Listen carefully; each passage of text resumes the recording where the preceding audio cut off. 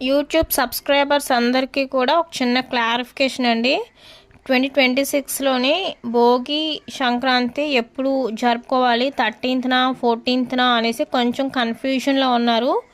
నేనైతే కొంతమంది జ్యోతిష్యులకి కనుక్కొని క్లారిఫికేషన్ తీసుకున్నాను.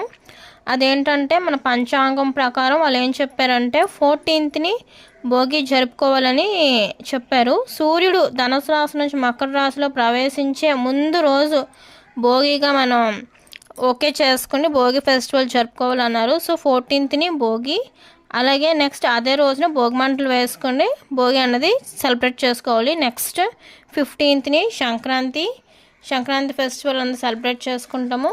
తర్వాత 16థ్‌ని కనుమ పండుగ. సో 14, 15, 16 భోగి, సంక్రాంతి, కనుమ ఈ 3 డేస్ ఇలాగ మనం ఫెస్టివల్స్ని సెలబ్రేట్ చేసుకోవాలండి. మీకోసం ఈ స్పెషల్ వీడియో క్లిప్ ఇలాగా షూట్ చేయడం జరిగింది. మా సన్ రైజ్ స్కూల్ తరపున మీ అందరికీ కూడా, మా తరపున అందరికీ కూడా హ్యాపీ పొంగల్.